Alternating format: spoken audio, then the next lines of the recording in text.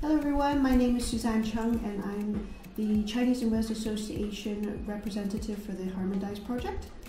Hello, my name is Muhammad Nahar. I'm with voluntary in project. Okay, my name is Chinyere Chupodioke and I'm the project manager for the HarMINDise Project. The HarMINDise Project is actually a project that kind of gives power to young people to express themselves, to build resilience, to build confidence, and contribute to the management of mental and emotional well-being in young people in Swansea. And the youth podcast is an opportunity for these young people to lend their voices to how they want mental health to be approached, how they want the challenges surrounding mental health in young people, especially young people within the ages of 11 to 25, to be tackled in Swansea. Part of that is giving them the voice to be able to effect a system change in this very important sector. So the podcast is a timely one for all members to get involved and start talking mental health. Wow, I think this is very good.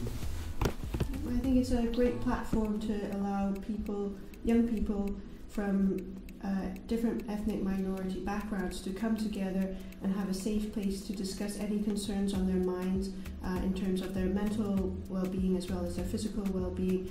And it's a great opportunity for them to come together and really share ideas on how they can help us help them create a better place for them to be in. Yeah, and then the best way to get involved in this is by joining the HarMINDise Project and becoming a youth member, and then from there we can start talking about mental health. And it's also important for people to know that if the young people are not talking, then we are probably not doing it right. So this is an opportunity for them to get involved. There will be different topics for them to discuss, and as the weeks go by, they will discuss different topics on mental health, from peer pressure to social anxiety to their understanding of mental health and how they want the solution to look like.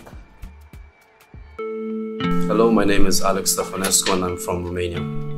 Hi, my name is Natalie Butrago and I'm from El Salvador. My name is Seth Jonathan John and I'm from Pakistan. Hi, my name is Amotola Bolarinde and I'm from Nigeria. My name is Ershim Sanwala and I'm from Nigeria. My name is Ella Otasorian and I'm from Nigeria. My name is Fidelis Otasorian and I'm from Nigeria. My name is Fidelis Otasorian and I'm from Nigeria. Let's talk about mental health, right? What do you understand by mental health? Right, so what I understand about mental health is how much you care about everything that you do, like in general. It's nothing like, it's just like everything that you do, how you do it, and everything that you think about it. So what I know about mental health is that when someone tends to go through something and they don't understand it, they tend to shut themselves even more. So that would affect their mental health a lot more unless they spoke out. What I understand about mental health is that some people don't have the courage to start work, go outside, socialize. It stops people from communicating with each other. It can also even stop from you reaching your dreams, doing your normal day-to-day stuff like going to the shop, going groceries. Some people don't have the courage to even talk to strangers. And that mental health can even affect them mentally a lot. For me, mental health has various definition, and it's like a broad term. I believe it can be positive and it can be negative as well. In terms of mental health, it's being aware of yourself and your surroundings and the people around you. And I believe that if one has a bad mental health, it's more likely to affect your physical health as well. And I believe that both variables, the mental health and the physical health, are like correlation because one affects the other. And yeah, it's just being aware of your surroundings, being aware of yourself, being aware that you can be happy, and when you're not, knowing what to do, where to go and who to run to. Mental health has to do with your personality and your feeling in one's mind. and how you can control yourself amongst other people. Mental health includes the social, physiological, and well-being of a person. Mental health is a state of mind, how we carry ourselves in everything we do.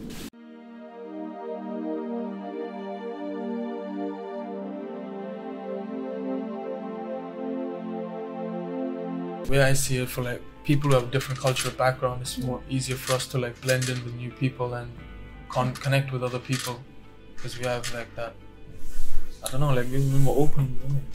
Yeah, I'm not sure, because in terms of moving and migrating, it can be hard, because with our cultures, especially like with my culture, there's no such thing as mental health, and when there is, it's just like it has to be the extreme. Yeah. It's what people for my culture is what we identify as bad mental health. But when you see someone like, if I should tell my mom I'm depressed, she'd be like, what's that? I rebuke it, God forbid. And it's like, it does not exist. There's this stereotype that, because mental health, I believe it's like a Western thing. It's Europe, it's America.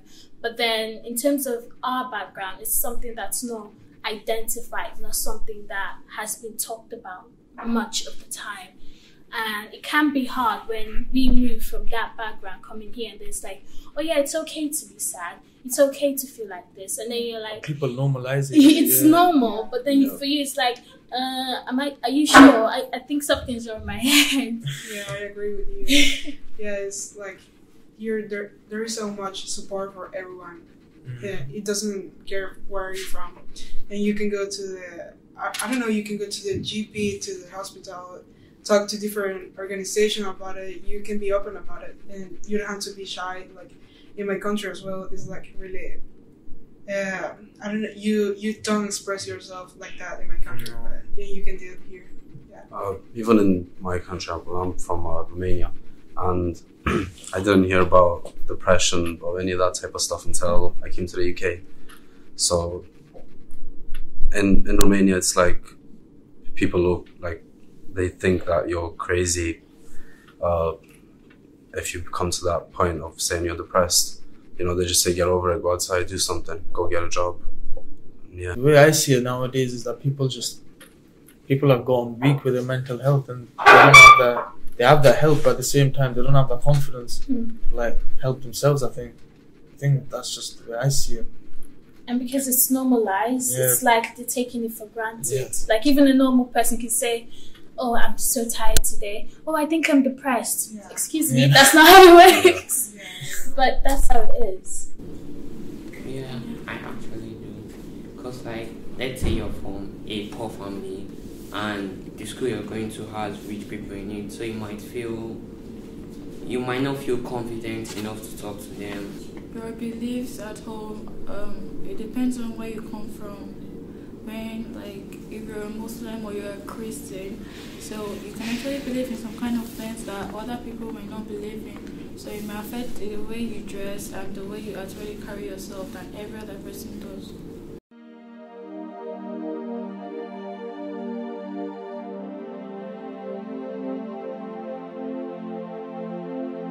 See as acceptance. Nowadays people don't even have the courage to accept like who they are. They always want to be someone they're not.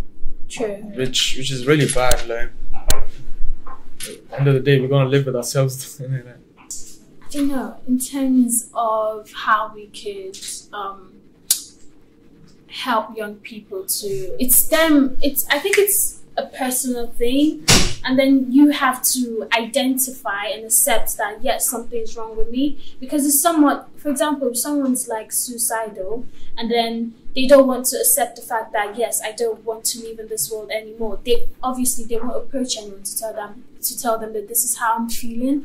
But it's about self-acceptance and being self-aware of yourself and knowing that, yeah, this is wrong, this is how I feel, and this is how I think I need help. Because most people, they need help, but then they don't know when to tell or who to tell. And then it's, for society as a group, it's like making someone available to them.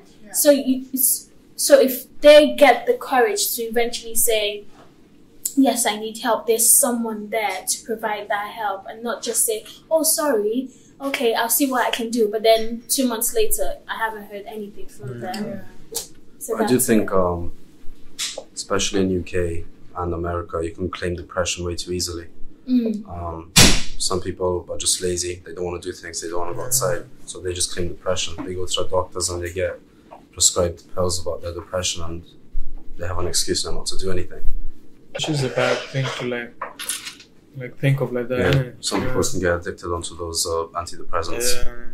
And it's true, because with the NHS, there's like a waiting list for each, for everything. And then, could you imagine if someone's faking it, and then there's someone that's actually going through depression, and then someone who's faking it gets accepted first before the person actually needs it. Yeah.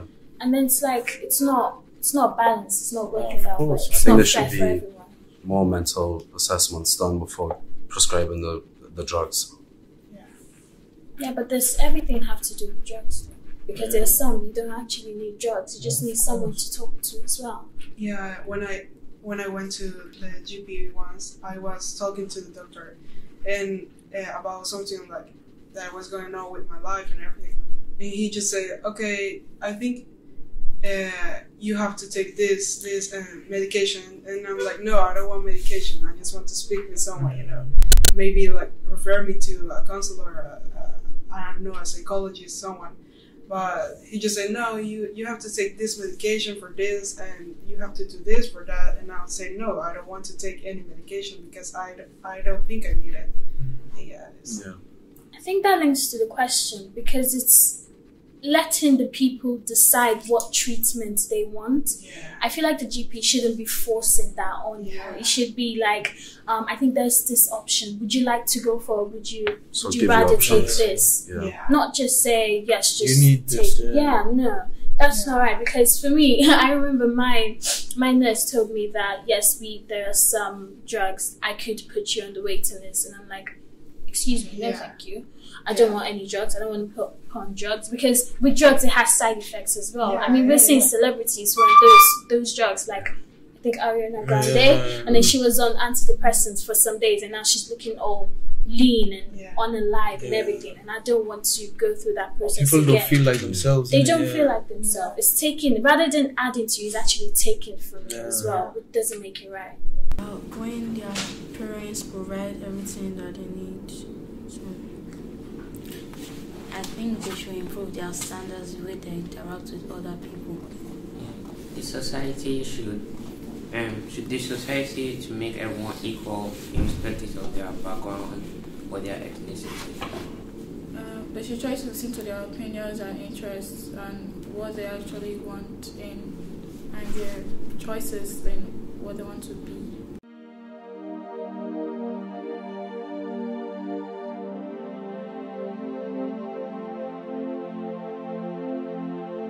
So I think it's everything, like you have to keep communicating with people. You know, as Tola say, you have to keep writing to them, making sure that they are okay. And we have like different group chats in WhatsApp and everything. Sending even emails, I don't know, everything to get to talk to people, know their history, their background, and everything. I believe setting up various activities, getting people out of their comfort zone to talk to more people, or not necessarily even talk, but just be present, be around other people, other than just being on your own inside your house all the time. Because like most people nowadays don't even because like let's just say like 4 or 5 years ago when people didn't have phones, they were going outside playing in parks, like bike rides and stuff like that, socializing. Nowadays people have all of this stuff to like make them feel confined in the room, which they don't really like feel accepted to even bother to go outside nowadays. It's providing like activities and resources for people to be able to access, because it links to that, because not just talking to people, because there's some people who don't like talking to people, to other people, but then making sure that they know there are other ways of communicating as well. You can communicate through writing, you can communicate through singing, you can communicate through schoolwork. I mean, it's weird, but some people actually communicate in school when they're doing some sciences, some art. You can communicate through arts and drawings and everything.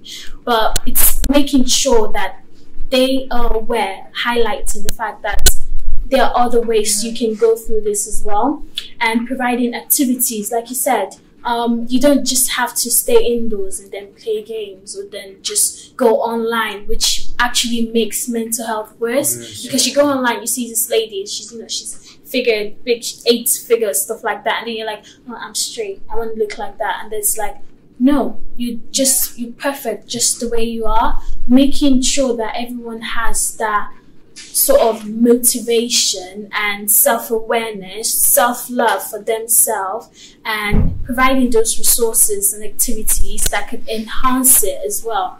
And yes, that's what I feel the HarMINDise project should cover as well. Yeah. One could do public speaking.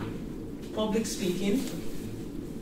Yeah, so that you can improve the person's confidence in order for them to be able to talk out when there's something happening to them. Encouraging people on what they believe. I think the person should form a group so it will be more confident. Learning to know what they want, and you can actually call them personally to interact with them, and so you can know what they actually like and what they want to do before you meet them up with those people that have the same interests as them to match up.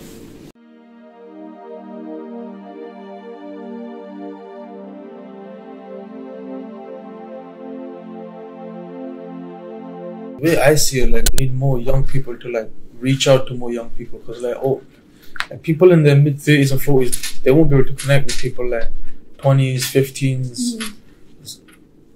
What someone's going through as a young person won't be able to connect with someone who's going through like midlife, innit? Oh, obviously, yes. So do you think a center is necessary for young people? Yes, a center is really good, because if you have things spread out, it makes it hard for a young person to say, okay, today I want to go to the GP, tomorrow I want to do this. But then when you have everything in one spot, it makes it just easy. And, nowadays everyone's just lazy. If you go here, you just don't want to go anywhere else. Once you have everything in one place, it's like, you can just go there, and then it's easy for you to get your stuff and then go. So, the center, I think that everything being in one spot, take the therapist for example. A teenager might not usually consider going to a therapist, but since there's so many things in one building, they will know that someone else is also going through the same thing as them. Maybe not everyone, but there's going to be at least one person that is going through the same thing. That's true. Yeah. People will be connected with each other a lot better. Yeah. Of course. Yeah, it's good for everyone to just know that they're not alone. They're not fighting alone. This battle. And just to know that everyone is going through this. Well, not everyone, but there's also people that are going through this. And that they can just go to this place and feel safe, and that they can take maybe some paper, read about it, and I don't know. It's just so much better. Yeah, and there's this kind of satisfaction it brings to everyone that, okay, I'm glad I'm not alone in this. It's not just me. I always thought it was just me. But then there's someone else going through it. Like, oh, wow. So socializing will become a lot easier and more normal. And then when it's in your community as well, just not just Africans, but like the diversity and other ethnic minorities, just makes it better as well. I want to thank everyone for coming, and I want to thank you for your patience, for being here. It's been an amazing time, and whatever it is that we haven't learned today, trust me, we are going to make it up somehow to you. Thank you so much for coming. Thank you. All right.